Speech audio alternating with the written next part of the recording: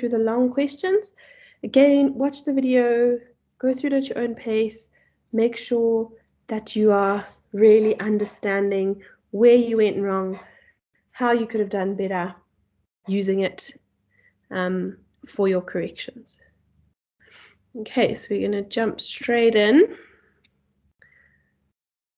Okay, so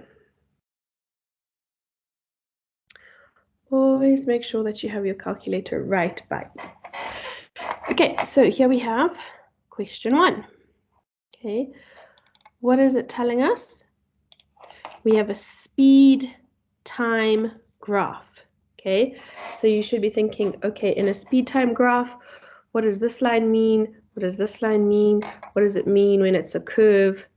All of those things. Even draw on this, labeling what's happening. Okay, so this first line, she's going with a constant speed of 11 meters per second. She then decelerates constantly because it's a straight line, okay, up to about 4 meters per second, and then her deceleration decreases, okay? She's no longer decelerating constantly. Okay, so before you even get your questions, double check that you know what's going on with that graph. Okay, so explain question 1. What is meant by deceleration? Okay, all you had to say was decreasing speed. Okay, or you even could have said slowing down. Okay, you could be that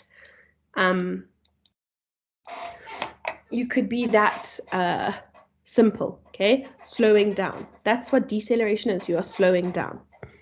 Okay, I'm just going to change my chair. That is really squeaky. Okay, so now question B is a calculation. Okay, the distance traveled. You need to remember that on a speed time graph, distance is the area under the graph. Okay, between time 3 seconds and time 6 seconds. So you need to go to your graph. Where is time 3 seconds? It's here, obviously, between 2 and 4. Okay, so you draw a line at time is 3 seconds. Okay, boink, you put your line there. Let me just make it a color that you can see. Okay, now you can see that we've got this funny shape. Oh wait, you also need to make sure you've put your line at 6 seconds. Okay, because that is where we care about the area. This is the area now that we care about. Okay, so it's an awkward shape. How do you work out the area of that? What is that shape? Okay, so what you do, if you look here, this is 5 meters per second. I'm going to draw a line over here. Okay, they'll always make it easier for you. Okay, if I draw a line there, now I've got a triangle and a rectangle. Okay, super easy to work out my triangle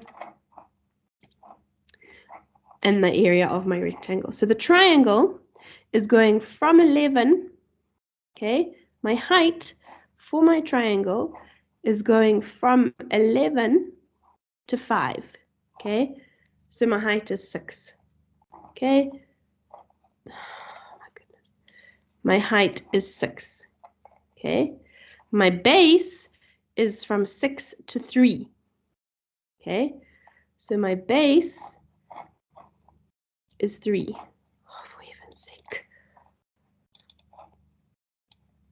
So how do I work out the area of a triangle? Half of my base times my height, okay? And that gives you 9. You then have the area of the rectangle, which is 3 by 5, okay? This value here is 5. So now, I don't know why it keeps doing that. we have 9 plus the area of my rectangle, okay, which would be 15. 9 plus 15 is 24 meters. Okay, so this one wasn't that tricky. You just had to figure out that you've got a triangle and you've got a rectangle, okay? Work out the areas of those two and add them together. Just a bit of maths. Okay, now what do we want? We want the deceleration between 3 and 6, okay? Deceleration is the same as acceleration, okay? How do I work out the acceleration on a speed time graph? I use the gradient, okay? So I can actually use this triangle that I've already drawn for my gradient, okay? So this point here is y is 11 and the x is 3. Okay, that point is 11 for y, x for 3. This point here is 5 for the y, and it's 6 for the x. Okay. How do I work out gradient? Change in y over change in x. Okay, so you go back up here. My y is going from 11 to 5. Okay, so I've got 11. Why are you doing this? I've got 11 minus 5 divided by the x is going from 3 to 6. Okay. I don't know what's going on. So we're going from 3 to 6. Okay. That works out as minus 2, which is correct because it's a deceleration. But they've stated deceleration, so you can just put 2 meters per second squared. Okay. So that was tricky. You had to work out the gradient. Okay. Get your y's, get your x's, and minus them. Okay. Change in y over change in x. Okay. What happens to the size of the deceleration? Okay. You can't just tell me it changes. You have to tell me that it actually decreases. Okay. Her deceleration gets slower. So she decelerates really fast and then she slowly decelerates towards the end. Okay. So you had to say her deceleration decreases. Okay. So that was question 1. Okay, question 2. Okay, we've got a dummy of mass 70 kgs and we're using it to test the safety of a new car. The car approaches a solid barrier at 20 meters per second, so that's its original speed. It crashes into the barrier and stops. Okay, so its final speed is going to be 0 meters per second. Okay, I don't know why there's a line there. Okay, it's going to be 0 meters per second because it stops. Okay, so calculate the momentum of the dummy before the crash. Momentum is mass times velocity. This one you should have got because it's nice and simple. Okay, the mass is 70, the velocity is 20, 1,400 kgs per meter second. Okay, nice and simple. What is momentum? It's mass times velocity. They've given you the mass, they've given you the velocity. Okay. Question 2, slightly trickier. Determine the impulse that must be applied to the dummy to bring it to rest. Okay. Impulse is change in momentum. Okay. You should have learned that. Impulse equals change in momentum. Okay. I've worked out my momentum here, 1,400. Okay. So remember that this is final minus initial momentum. So my final momentum is 0 because the car comes to rest. Okay, my initial momentum I've worked out here, 1,400. Okay, so my impulse, you just leave off the negative, is 1,400. Okay, it's also kgs, meters per second. Okay, you should have got a hint. It's only 1 mark. Okay, and it doesn't say calculate, it says determine. If you ever see that, if you've calculated something before and then it says determine, you're usually copying your answer, especially if it's for 1 mark. Okay, here you got a mark for the equation and obviously then 1 for the answer. Okay, so now in the crash test, the passenger compartment comes to rest. So again, 0 meters per second squared. Comes to rest in 0.2 seconds. Calculate the deceleration of the passenger compartment. Okay, deceleration, remember, is just negative acceleration. Okay, how do I work out acceleration? It's the change in velocity, okay, divided by time. So my change in velocity, they told me it was originally traveling at 20 meters per second and it came to rest. So change in velocity is the final speed minus the initial speed, okay? And then you divide by your time, okay? Again, you can ignore this. This will be a negative, but you can ignore it because it's deceleration, okay? If you work that out, you get 100 meters per second squared. Okay, so you got a mark for this equation and a mark for your answer. Okay, so this was actually had nothing to do with the momentum. You've done your momentum part in this question. Now we're just looking at how do you work out acceleration, or in this case, deceleration. Change in velocity divided by time. Okay. Here, we've got a seatbelt and an airbag. Bring the dummy to rest so that it doesn't hit the windscreen. The dummy has an average deceleration of 80 meters per second squared. Okay. Calculate the force applied to the dummy, and it has 70 kgs. Super simple.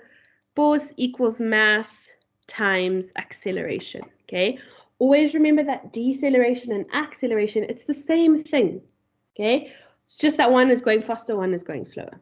Okay, so here you've got 70 times 80. Okay, super simple. This one you should have tried and thought about it. Okay, 1 mark there, 1 mark there. Okay, 70 times 80. Nice and simple. Okay, question D. Now we're explaining a couple of things. Okay, so the deceleration of the dummy is less than the deceleration of the compartment, which we actually worked out. Okay, the deceleration of the compartment was 100. They told you the dummy was a deceleration of 80, so it's less. Okay, explain why this is a benefit. So for 2 marks, you had to say that the force or the impact on the dummy is less.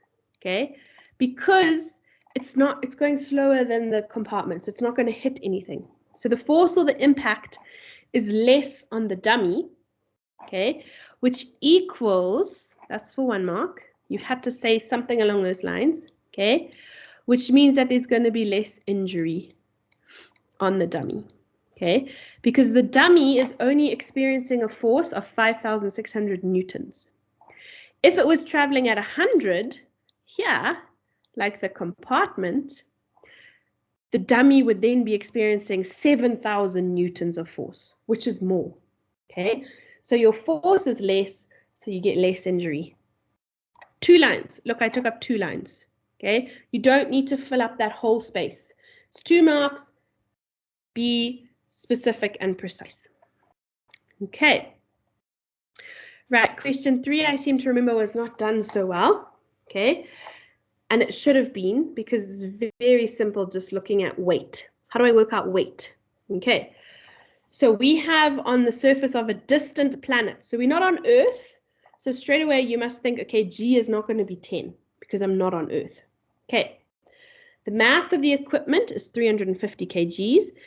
The acceleration of free fall, which is G, is 7.5. Okay, not 10, because we're not on Earth. Okay, so what is meant by weight? You could not just say force. You had to say force of gravity. Okay, lots of people miss that out. I think most of you just said it's a force. It's a force of what? Force of gravity. Okay, the weight of the equipment on the planet. Okay, weight equals mass times G. The mass is 350. Lots of you said G was 10. G is 7.5. Okay, they told you that. So work that out. You get 2,600 newtons. Okay, lots of you made the silly mistake of saying it was 350 times 10. It's not on Earth. It's not 10. Okay, question B. The equipment releases a balloon above the surface of the planet. The atmosphere of the surface has a density of 0.35 kgs per meter cubed. The inflated balloon has a mass of 80 grams and a volume of 0.3. Straight away, you should be thinking, okay, they've already told me density, and then they've given me mass and volume. Surely I must be working out density. Okay. Make an appropriate calculation and predict which way the balloon is going to go. So step one, you have to work out the density of the balloon. You've got its mass, you've got its volume. Okay, so density equals mass over volume. Your mass must be in kgs, so 0.08 divided by 0.3. Okay, you get a density of 0.27. Okay, kgs per meter cubed. Okay, 0.27, I mean. Okay, so now if you look at this, 0.27 is the density of the balloon. The density of the atmosphere is 0.35. So your balloon is less dense than your atmosphere, which means it's going to float upwards. Okay, less dense things float. Okay, it's going to float up. Your explanation is it's less dense. Okay, less dense, but you had to say than what? Less dense than the atmosphere. Okay, so you got 1 mark for the equation of the density, 1 mark for the actual density, 1 mark for saying it floats up, 1 mark for your explanation. Okay, so this wasn't tricky. You just had to read into the question and figure out, okay, they've given me one density, and then they've given me mass and volume, so surely I must be working out another density. Okay, so you had to figure out what were they asking in that question. Okay, question 4. Okay, we have an airplane with a mass of 3.4 times 10 to the 5 kgs, accelerating uniformly. Okay, so after 26 seconds, it reaches a speed of 65 meters per second. Calculate the acceleration. Acceleration is the change in speed or velocity divided by time. Okay, change in velocity is your final, which was 65, minus your initial, which was 0. Okay, if it's accelerating from rest, it's accelerating from 0. Okay, and you divide that by your time, which was 26. Okay, so you get 2.5 meters per second squared. If you did not put your units, you did not get this mark, even if you put 2.5. Okay, you have to put your units. Okay, so now we want to work out the force of the airplane. How do I find force? From acceleration, mass, times acceleration. Okay, they gave me the mass as 3.4 times 10 to the 5. You've just worked out your acceleration as 2.5. You get 8.5 times 10 to the 5. What is force measured in? Newtons. You don't get that mark if you didn't put newtons. Okay, they're very strict about your units. You have to put in your units. Okay, just after taking off, the airplane continues to accelerate as it gains height. State two forms of energy that increase. Okay, kinetic energy is going to increase. It's moving faster. It's accelerating. Okay, gravitational potential energy is also going to increase because it's going higher. It's getting more gravitational potential energy. It is also producing heat. Okay, the engines produce heat. Any two of those would have given you your 2 marks. Okay. State one form of energy that decreases during this time. Chemical energy. It's using up its fuel. Okay. So as it uses its fuel, its chemical energy is decreasing. That was a bit of a tricky one, that one. Okay. Why the total energy actually decreases during this time? What does an airplane produce? A lot of sound. Okay, so you're losing energy in the form of sound energy. Okay, and that's the only answer you could have said for that. So that was a bit of a tricky one. You have to kind of think outside the box. Okay, but hopefully you can see you've got to really think about what is happening, what processes are happening to the energy. Okay, all right. Question 5, okay, was a little bit tricky. You had to really think about what they were asking you. So a rectangular container has a base of these dimensions, okay? So straight away you can work out an area of the base, okay? So times those two. The container is filled with a liquid and the mass of the liquid is 4.8 kgs, okay? What is its weight? You all should have got this. 4.8 times 10, its weight is 48 newtons. Okay, you had to put newtons to get that mark. The pressure of the liquid on the base of the container. Okay, pressure equals force over area. Okay, you've just worked out the force of the weight, which is the weight, okay, of 48. The area is 0.12 times by 0.16. Okay, they gave you that in the question. That's the area of the base. Okay, so you got 1 mark for that. You get 2,500 pascals as your pressure. We're just talking about on the base. Okay, you've got the weight of the liquid, which is a force, and it's sitting on the area or the base of the container. Okay. Explain why the total pressure on the base of the container is greater than the value that you've actually calculated. Okay.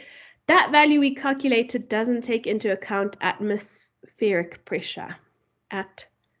Atmospheric pressure. Okay. So you had to have the atmospheric pressure, which we won't know what it is. We didn't figure out that there's actually atmosphere pressure on the liquid pushing on the base. Okay. The depth of the liquid is 0.32 meters. Okay, so when you start getting height or depth, now we've got pressure equals height times density times G. Okay. The pressure you've worked out as 2,500. The height they have given you 0.32. The density is what we want. G is 10. Okay, you work all that out, you get 780 kgs per meter cubed.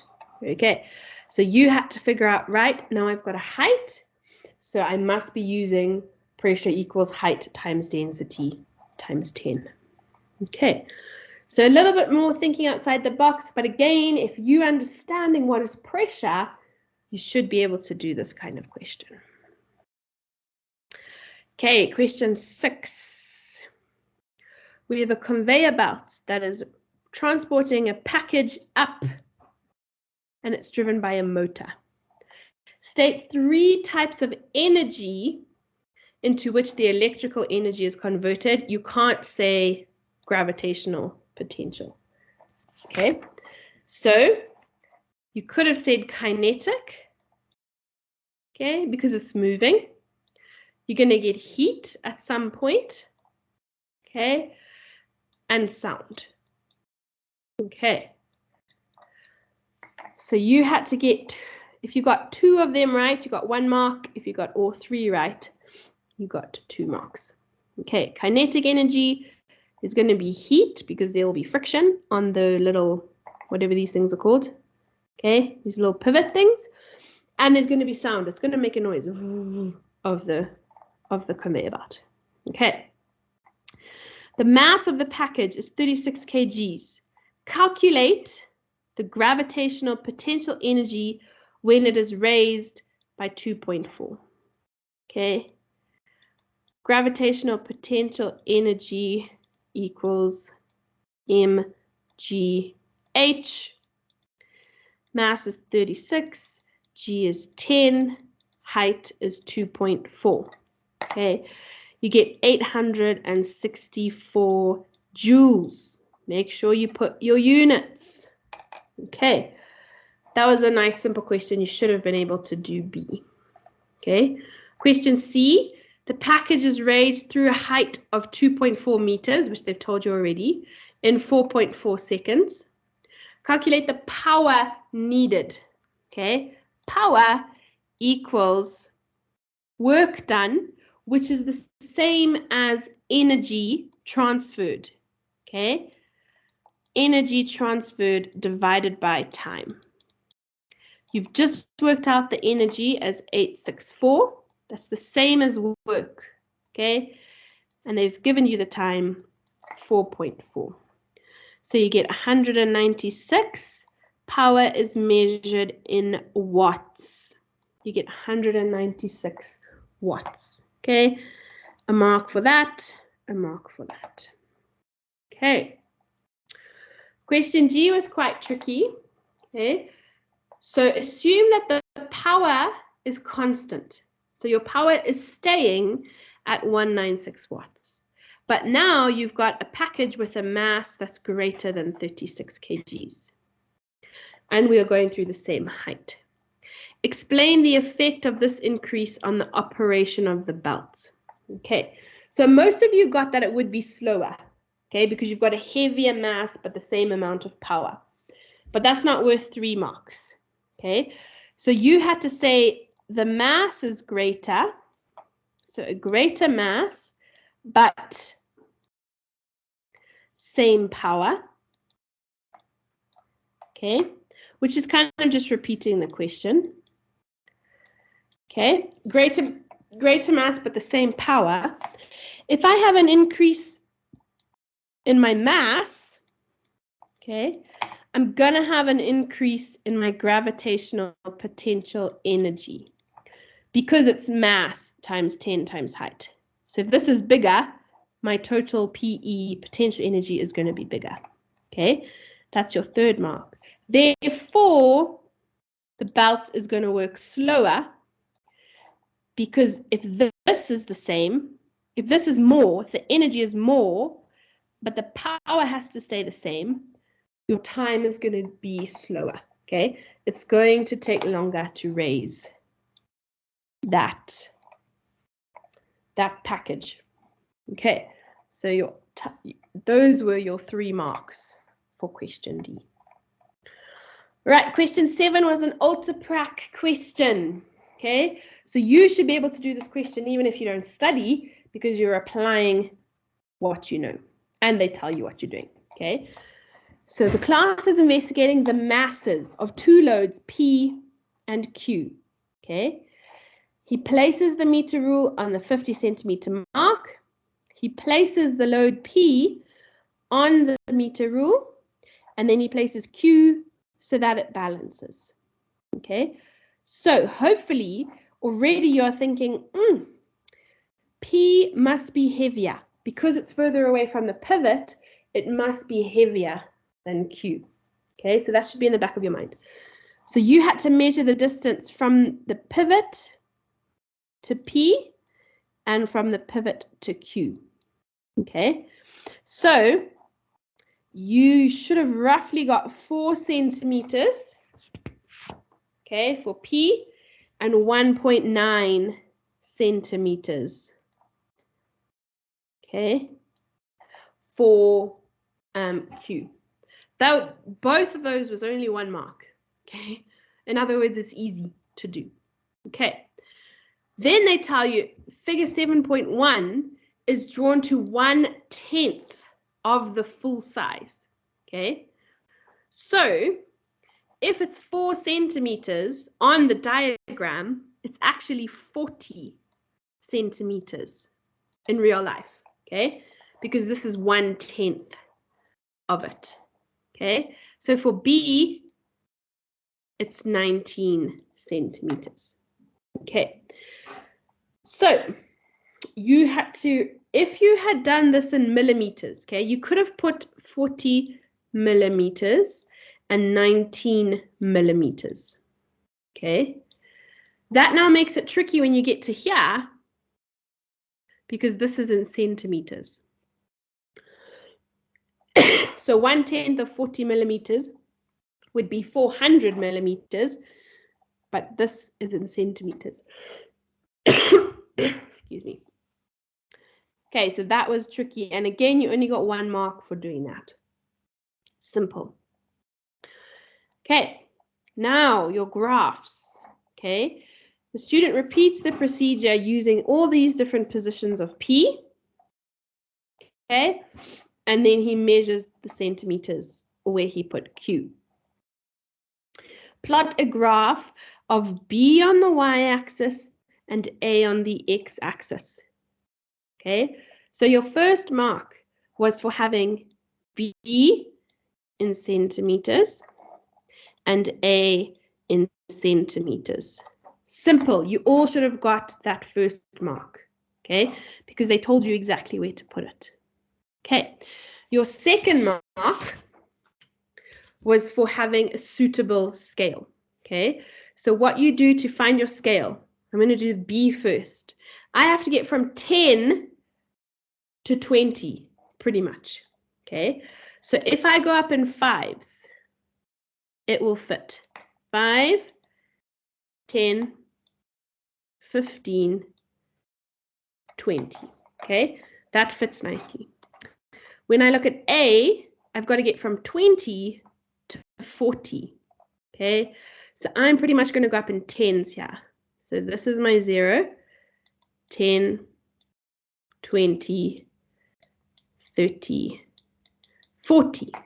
Okay, I've gone from 10, I've gone to 40. This has used more than half of my plot area. My scale is correct. Okay, you then had to plot these points. Okay, so let's start with A. 40 centimeters must match 19 centimeters. So 40 centimeters at A is this line. 19 centimeters would be roughly there. Okay. 35 centimeters on A is 17.6. So you look for 35 and you look for 15, 16, 17.6. Okay. 30, 14.8. Here is 30. Here is 14.8, somewhere near 15. Okay. Next one, 25 is 12.7. So this will be 25, 10, 12.7 is somewhere along there. Okay, and lastly, 20 centimeters gives me 10.1. So here's my 10, 20, here's my 10.1. Okay, so your third mark was for getting all of those plots correct.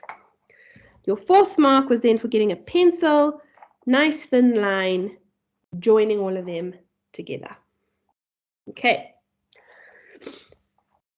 Your graphs, you should really be okay with doing graphs. We're going to practice them a lot more, but you should be able to do that. Okay. Now we need to determine the gradient of the graph. Okay. Draw a triangle. Find 2 points that are easy to read. So let's take this point and this point at the bottom. Okay. Your first mark here was for drawing the triangle, and it has to be more than half of your line. Okay. You then read off the y and the x of this point. You read off the y and the x of this point. Your gradient is y over x. Okay, change in y. So this minus this y divided by this x minus this x. Okay, whatever those are. So your first mark was for doing that triangle. Your second mark was for getting 0.41 to 0.52. Okay, your gradient was somewhere between that. Okay, so now the gradient is the ratio of the masses of the two loads. Okay, so in other words, if we've got 0.5, pretty much P and Q are half of each other. Okay, P we know is heavier from our diagram. Okay, so it must be that P is double the weight of Q. No, Q is double the weight of P, sorry. Okay, so the estimated mass of P, you could have chosen any mass between 20 to 500 grams. Okay, that was just something, that's just a mass that you would get in the lab. Okay, so Q would be 2 times the mass of P. So if P is 20, Q would be 40. If P is 30, Q would be 60. Okay, and that was your 2 answers for that question. Okay, so your ultra-prac required some thinking, but also a lot of the answers are given for you. Okay, so that is the end of those questions.